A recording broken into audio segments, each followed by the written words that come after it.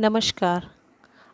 आज हम बच्चों इकोनॉमिक्स में एक नए टॉपिक पर डिस्कशन करेंगे जिसका नाम है ग्लोबलाइजेशन एंड इंडियन इकोनॉमी, भारतीय अर्थव्यवस्था और वैश्वीकरण।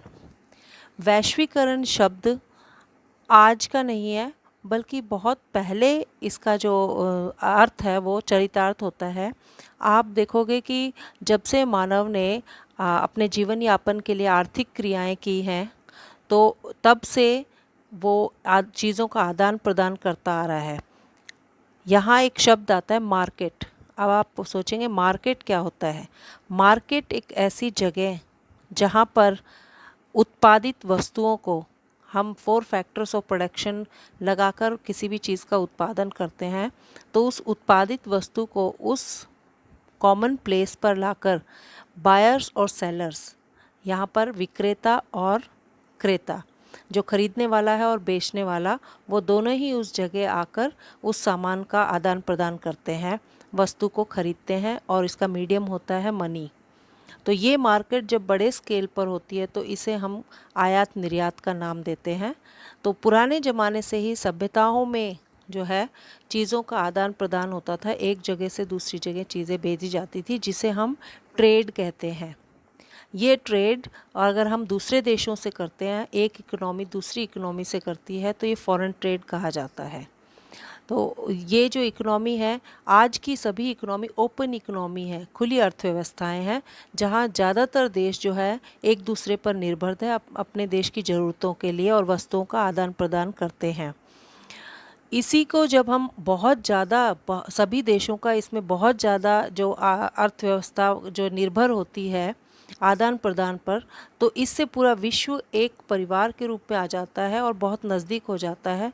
और विश्व के इसी आदान प्रदान के जो गठबंधन है, इसको हम ग्लोबलाइजेशन कहते हैं, वैश्वीकरण, अर्थव्यवस्थाओं को एक दूसरे के लिए खोलना। तो यहाँ आप कई ऐसे टर्म्स जो है नए पाएंगे इस टॉपिक में। ऐसा पहले कम था, सभी अर्थव्यवस्थाओं में ऐसा होता है, लेकिन भारतीय अर्थव्यवस्था में आज़ादी के बाद से इस तरफ कम ध्यान दिया गया था, क्योंकि पहले हमारे देश की हमारी सरकार की, हमारे देश की प्राथमिकता थी एग्रीकल्चर में, यानी कि कृषि में आत्मनिर्भर होना। तो जब कृषि में हम 1970 के बाद आत्मनिर्भर हो गए, तो उसके बाद हमारा जो है ट्रेड पर जोर था, वस्तुओं को निर्यात करना और ज़रूरी वस्तुएं उनका आयात करना। तो इसी कड़ी में 1991 के बाद जो है हमारी अर्थव्यवस्था को और ज़्यादा लिबरल बनाया गया, खोला गया। यहाँ हम कुछ टर्म्स देखें, ग्लोबलाइजेशन, लिबरलाइजेशन और प्राइवेटाइजेशन। ये हमारी सरकार की नीतियाँ थी जो उस समय उदार बनाई गई। और इसके साथ एक और टर्म आता है इन्वेस्टमेंट। इसी ग्लोबलाइजेशन के तहत इन्वेस्टमेंट किया गया। इन्वेस्टमेंट यानी मनी को जो है एसेट्स खरीदने में, जैसे लैंड, मशीन, ये खरीदने में लगाना। और यही इन्वेस्टमेंट अगर दूसरे देश में किया जाता है तो उसे हम फॉरेन इन्वेस्टमेंट कहते हैं। तो इसी ग्लोबलाइजेशन के अंतर्गत एक और टर्म हम देखेंगे, multinational companies, MNC. Multinational companies का भारत में आगमन हुआ। पहले आप बाज़ार में जब हम देखते हैं तो हमारे पास बहुत लिमिटेड चीज़ें थी, हम बहुत सारे उत्पादन नहीं थे, कुछ एक उत्पादन थे। लेकिन आज वैरायटी ऑफ प्रोडक्ट्स आप देख सकते हो मार्केट में, आपके पास बहुत सारी चॉइस है। एक कंज्यूमर के पास, एक उपभोक्ता के पास बाज़ार में चुनने के लिए बहुत सारी चीज़ें हैं। तो ये सब पॉसिबल हुआ मल्टीनेशनल कंपनीज़ के द्वारा ही। तो ग्लोबलाइजेशन या वैश्वीकरण के तहत जो है वर्ल्ड की इकोनॉमिक्स को एक दूसरे के लिए खोला गया, फॉरेन इन्वेस्टमेंट को बढ़ावा दिया गया। अब हम देखते हैं कि मल्टीनेशनल कंपनीज़ क्या होती हैं। बहुराष्ट्रीय कंपनी एक ऐसी कंपनी जो उत्पादन के जो साधन हैं उनको कंट्रोल करती है, उन्हें धारण करती है, और यह एक से अधिक देशों में और कई देशों के साथ जो है उत्पादन करती है और उन्हें उन देशों में भेजती भी है, उनका जो है वहाँ पर आदान प्रदान भी करती है। विभिन्न देशों के लिए जो प्रोडक्ट बनाती है वो मल्टीनेशनल कंपनीज होती है और उनकी यूनिट्स विभिन्न देशों में होती है।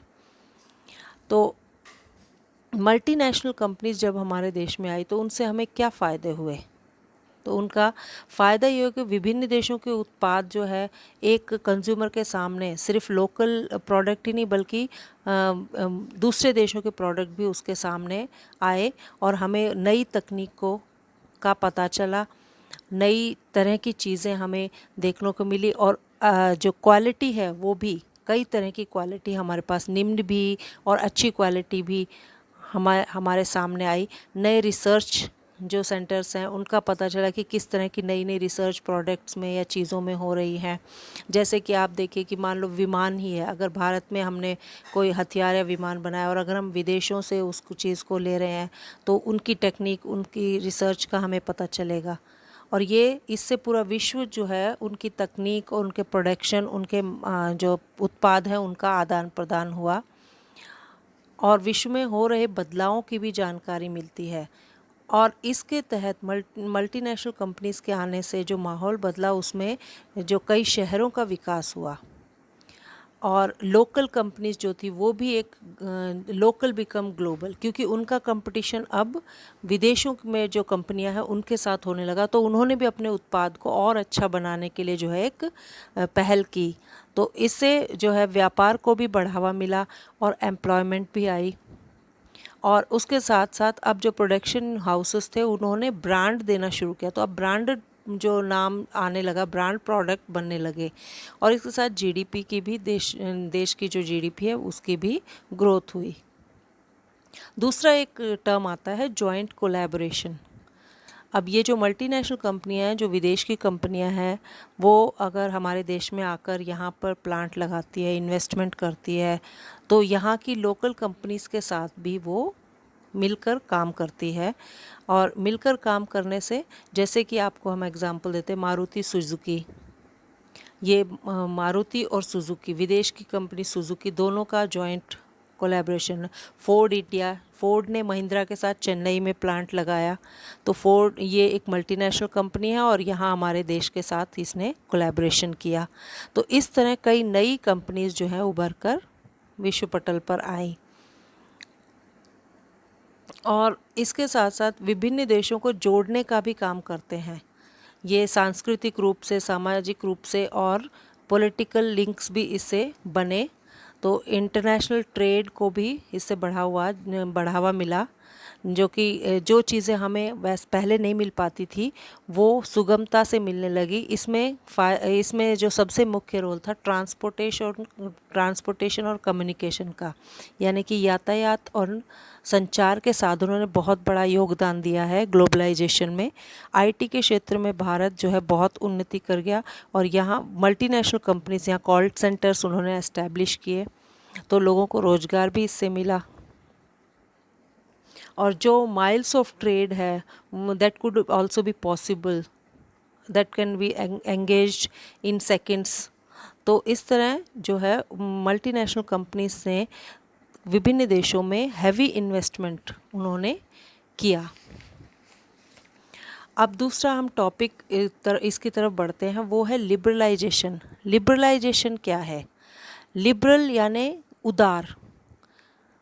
विभिन्न विदेशों से आने वाली चीज़ों को जो है भारत में, आप अगर भारत के कॉन्टेक्स्ट में देखें तो क्योंकि हमारा उस समय हमारी जो प्राथमिक इंडस्ट्री थी या प्राथमिक क्षेत्र था एग्रीकल्चर, उसको बढ़ावा देना था और उससे रिलेटेड इंडस्ट्रीज़ को बढ़ावा देना था। तो हमने जो विदेशी कंपनीज़ थी उनमें भारत सरकार ने कुछ ड्यूटीज़, कुछ टैक्सेस लगा रखे थे। ये सरकार की नीति के अंतर्गत आता है ताकि जो लोकल इंडस्ट्री है उसको बढ़ावा दिया जा सके।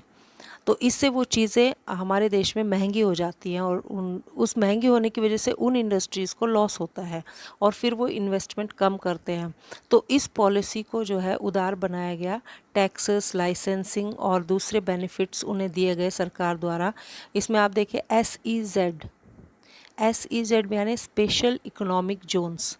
आज आप देखते हो साउथ में हैदराबाद, मंगलुरु और नोएडा, गुरुग्राम, ये ऐसे स्पेशल इकोनॉमिक जोन्स हैं जो कि इंडस्ट्रीज़ को बढ़ावा देने के लिए बनाए गए और ये शहर भी इसी वजह से डेवलप हुए। तो शहरीकरण हुआ एक तरह से।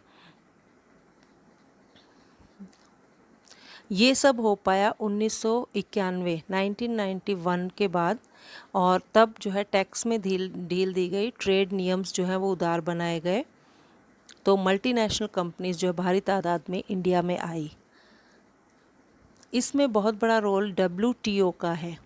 WTO वर्ल्ड ट्रेड ऑर्गेनाइजेशन, जिसे हम कहेंगे विश्व व्यापार संगठन, ये सभी देशों पर एक इंटरनेशनल संगठन है। इसका उद्देश्य विश्व व्यापार को उदार बनाना, ज़्यादा से ज़्यादा देशों तक व्यापार फैले, सभी देश जो है आपस में सामंजस्य बिठाएं, एक दूसरे से जुड़ें व्यापार के तहत, और सभी का विकास हो और मुक्त व्यापार हो।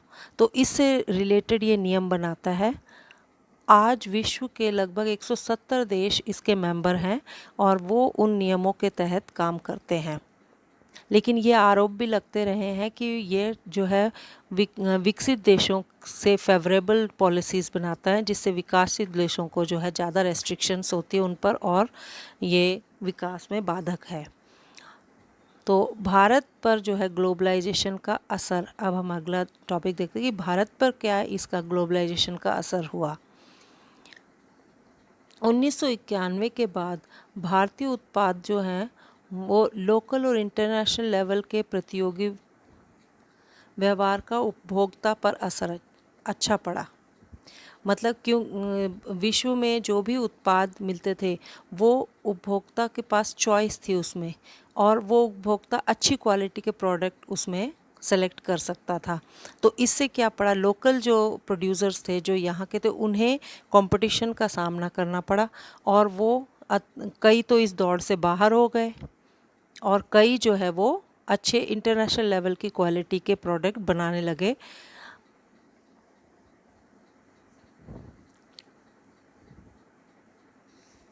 मार्केट्स, बड़े बड़े मार्केट्स खुल गए। आज आप मॉल देखते हो या प्रोडक्शन यूनिट्स देखते हो तो तरह तरह की जो है मार्केट आपको मिल जाएगी हर एक प्रोडक्ट के लिए। आप एक तरह की वॉशिंग मशीन नहीं बल्कि कई तरह की वॉशिंग मशीन, कई कंपनीज़ की वॉशिंग मशीन आप उसमें देख सकते हैं। और इसके साथ स्टैंडर्ड ऑफ लिविंग भी ऊंचा हुआ।